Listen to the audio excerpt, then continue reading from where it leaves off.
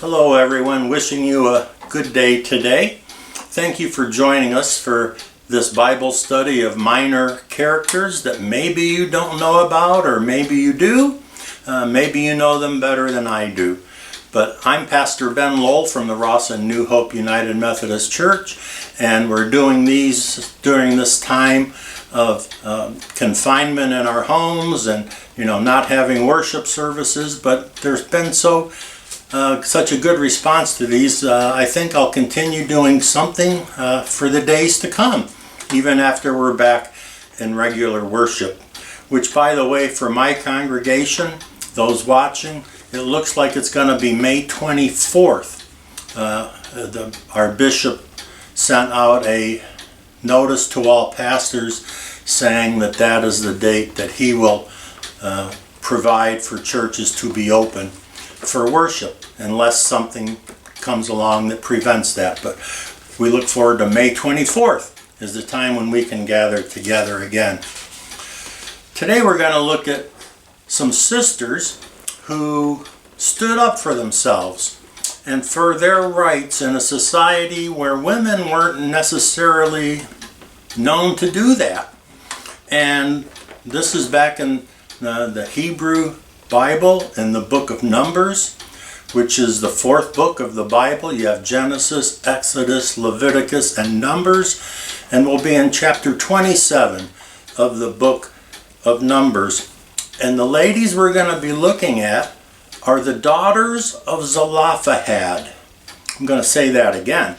They are the daughters of Zelophehad, and it's a very interesting story. Their names, by the way, of these daughters, there's 5 of them. They are Mahlah, Noah, Hoglah, Milcah, and Tirzah. But we're just going to call them the daughters of Zelophehad.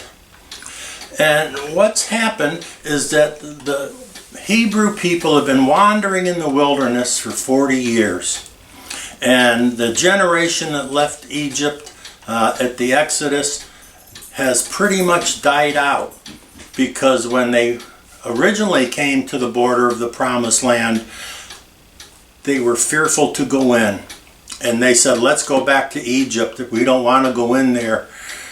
There's giants in that land, and we're like grasshoppers to them. And so God said, well, if you don't want to go in, you're not going to go in. You're going to wander around.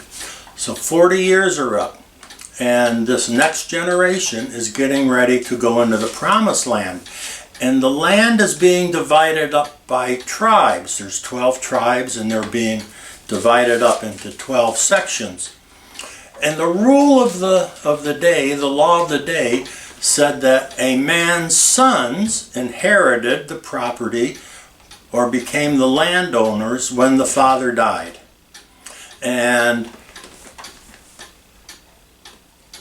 when there weren't any sons, then it was to go to the man's brothers or cousins, but always to a male.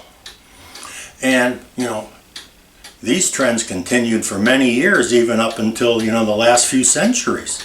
And women are still fighting for their rights. They can look back to these ladies as one of the first examples of women who stood up for their rights. So it's quite an important story. And it helps all of us to remember that we all need to stand up for our rights in the times of injustice or persecution, or just trying to have a say for what we think is right.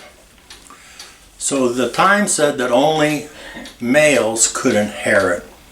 Well, this man Zelophehad, who had died during the wandering round in the wilderness, he had 5 daughters, no sons.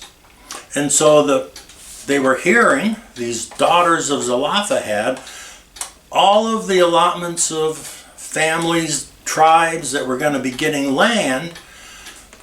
But when it came to Zelophehad's family, they weren't included.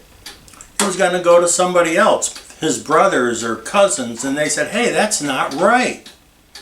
The daughters of Zelophehad said, we're his children, we're his family, we should be able to inherit and to have that portion of the tribe. And so they talked among themselves and agreed that they were going to go and take a chance. They risked something. And they went to the tent of meeting where Moses and the priests and other leaders of the community were. It would be like going to the court today. And they went to Moses especially, and they said, we don't think it's right or fair that we don't get a portion of the land. It's not fair to our family. They looked at it as a family issue. And they said, we think that we should inherit. Moses was a little taken back by that because the law said it only went to males. So he said, I don't know. And the others said, we don't know either. And so Moses said, I'm going to take this to the Lord. So Moses went off and he prayed to God and he said, Lord, the daughters of Zelophehad, have this issue. And I need to know what to do about it. And the Lord answered and said, you know what? This is interesting. The Lord said, you know what? That's kind of in the Hebrew. The daughters of Zelophehad have a point. And they should have a right. Their family should be allowed to inherit and to be allotted a portion of the land when they went into the promised land. And so there's a new law now that if there are daughters, that they can inherit as well. Isn't that interesting? Moses prayed to God, and God kind of changed the situation. He said, well, times are changing. And so I think we have to understand that they have a real point and that it's only fair that they receive what is due to them. And so from that time on, women were allowed to inherit. It's a time when women had very few other rights. And this didn't, solve women's rights in any way for the next generations in all ways. But it was the first step forward. And so we need to remember and give thanks for the daughters of Zelophehad and for all that they have meant to their contribution to equality and to fairness and to being upheld in the right to speak your mind. They weren't put down by Moses or the others. They were allowed to speak. And once it was heard